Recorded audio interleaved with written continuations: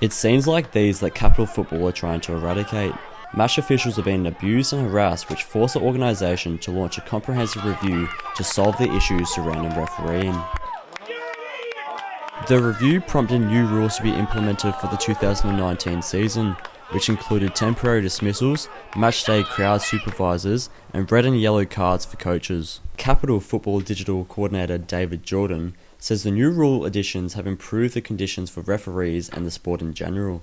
In 2018, we launched a comprehensive review into the governance and the culture around refereeing. It came off the back of a forum in 2017, and it looked to implement a governance structure that would help change the culture of refereeing. Although the rule changes have been relatively successful in its first season, Jordan admits it's just the first step in a long process. It's only been in place this year. I think early signs are that implementations that have been made are having a good impact, speaking to referees, but it's going to be more of a long-term thing, so we'll see how it plays out over the next year or so. It's opened that channel, referees have embraced it, and it's been used really well. Delphina Demoski, who was awarded the 2019 Men's and Women's Capital Football Referee of the Year, has approved the new rule changes. From my perspective, I've issued a few, and what I often find is after you give one TD, the game tends to settle from the dissent perspective.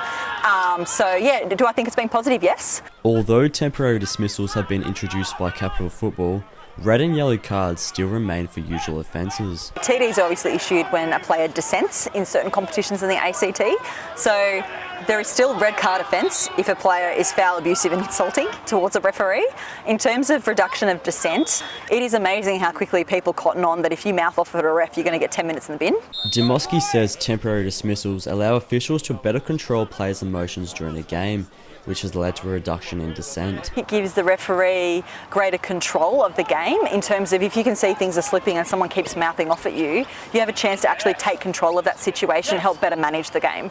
Other rule introductions, such as club-vested officials, have reduced the amount of spectator abuse in the 2019 season. So we've begun the use of club-vested officials, so each club on a match day must provide 3 vested officials in high-visibility vests, and they essentially go around the ground and keep an eye on their relevant sets of supporters and fans, and will speak to people who are misbehaving or acting inappropriately, particularly towards a referee, and that's been taken on really well by clubs.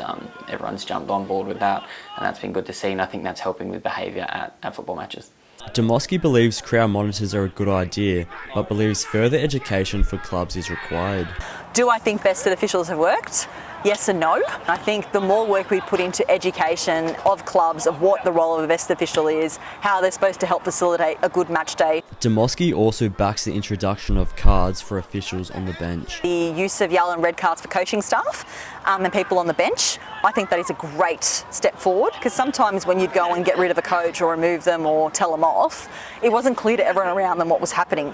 By implementing these rule changes, Capital Football has hoped to improve the culture within its organisation. It's sort of changing the culture and the attitude that starts here with us and down through the clubs, education to clubs and players on referees, their role, how players can communicate better with the referees. Tim Warren, Now UC News.